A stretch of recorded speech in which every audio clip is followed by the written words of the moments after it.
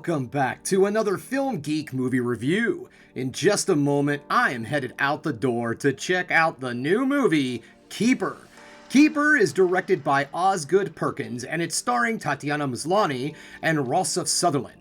It tells the story of a couple who go on an anniversary getaway to a secluded cabin to just have some nice quality time together. But what they don't know is that this house has a dark and spooky presence in it. This film is directed by Osgood Perkins, also known as director of Longlegs and The Monkey, which are two films that I gave really solid reviews to. I kind of liked Longlegs a bit more than The Monkey. That was Osgood Perkins jumping into the horror comedy world, and it did pretty good. I did like the movie, it was fun. Longlegs, however, I consider a horror masterpiece. And here we are again with another one of his horror films, and this one looks like he is diving into weird, culty, like psychedelic kind of horror, and I am on board. So you know what? It is enough of the jibber jabber. It's time for me to say goodbye to my faithful feline friend Haku, because still, AMC will not return my emails about allowing me to get him an A-list membership. So anyways, guys, it is time for me to get out the door because I need to go check out Keeper.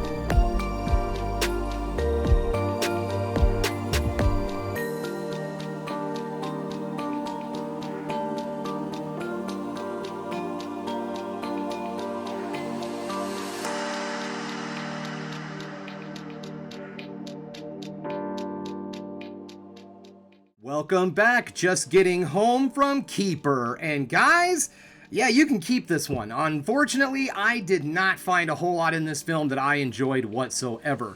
This film really bored the snot out of me, and I am not 100% sure what this movie was trying to say. So let's get this party started, shall we? We're going to get things started with negatives, then move into the positives, to end the video on the ever so important high note. Now, if there's two types of horror that I absolutely love, one is slashers. I enjoy a super fun, high-octane slasher, but I also really love a deep, dark, artistic, slow burn horror film with great acting that allows the story to develop and unfold in front of your eyes. Generally speaking, a slow burn horror has some kind of really good mystery attached to it, or it's trying to say something, an allegory. Like, for instance, it's really popular to do grief these days, you know, an allegory of grief. That's something that you see a lot. This film, unfortunately, does not lock down what it is trying to say. The movie just kind of comes off as a bunch of creepy things that happen throughout the film that are just kind of creepy. You don't know exactly why they're happening, they just happen. And then when you finally get to the point where things are going to reveal itself and you're going to learn some more of what's going on, the movie still doesn't necessarily explain to you exactly what's going on. There is some weird, folky, weird stuff going on, but that's about all we know. It doesn't try to latch down any kind of higher meaning. It doesn't try to latch down to any kind of known folklore that I can think of. It just says, oh, wow! Did you guys see that? Did you see that right there? That was freaking weird. And if there's one thing I can't stand, and if you find it a lot in horror films, is weird for weirdness sake.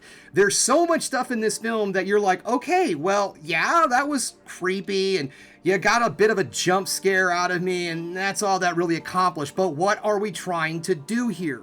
So the whole story, they go to this cabin in the woods, and it's not necessarily a cabin in the woods horror movie, and it's not an Airbnb horror movie. This is the husband, boyfriend. The boyfriend's house is his house, this cabin in the woods. Not even really a cabin, it's more like a mansion in the woods, in all honesty. And so they go out there for a weekend getaway, I guess. And then crazy stuff happens. Just a series of strange things happen to this woman over and over again. The only thing that I can really say that latches down, and I would say this is even weak to say it, but maybe somewhere down the line this film was trying to attach something to it about toxic relationships or power struggles in relationships or something. I am not quite certain, because I am just literally throwing stuff at the screen right now going, I don't know what you're trying to say. What is the point of what you're trying to say? Are you just trying to freak me out? Are you just trying to be scary? Are you trying to deliver a message? What are you trying to say, movie? And it doesn't say anything. It doesn't tell you anything. It doesn't latch anything down. There are moments of some kind of folkish kind of horror in this movie, but again, it doesn't latch anything down with what you're seeing on screen. There's some things that you're like, okay, well, maybe it's this, maybe it's that, but no one ever says, oh yes, this is what's happening, this is what's going on. And not that you necessarily need that. I do like things to be kept a little bit ambiguous, especially in a metaphorical horror movie like this.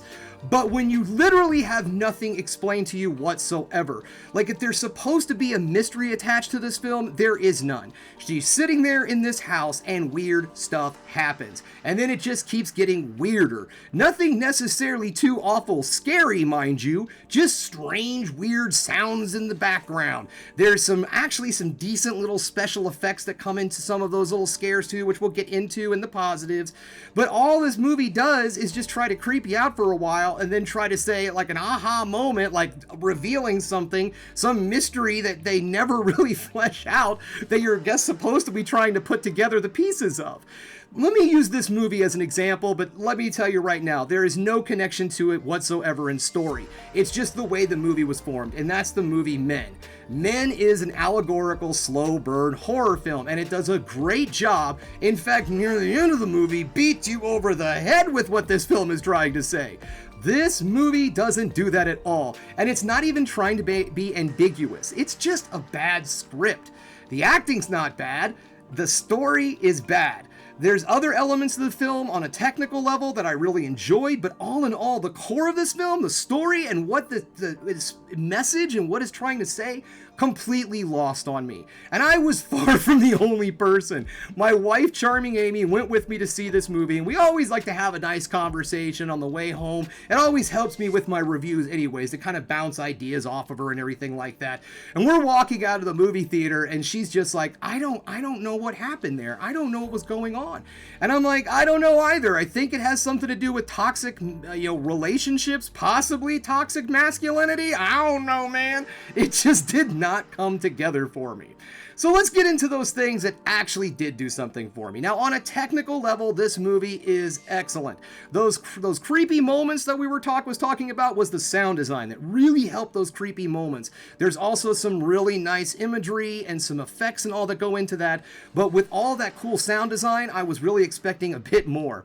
Then when you finally start getting into some more of the reveal of what's going on, there is some really excellent makeup in this movie. There's also some really good looking scenery and some excellently creepy moments that do scare you and do make you feel a little bit of dread.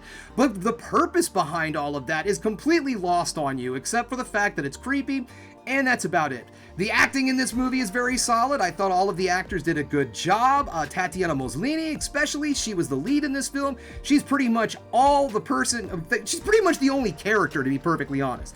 She has somewhat of a character journey in this, but she's the only person that I would say was necessarily a well fleshed out character, if you want to call it that.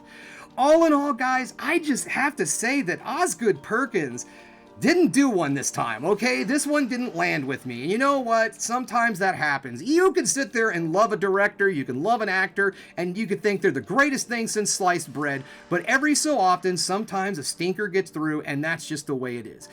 On technical levels, this movie was great. The sound design was really awesome. The acting was really good. The cinematography is absolutely gorgeous. There is some makeup effects in this movie that look really good. There's some practical effects that look really good in this movie.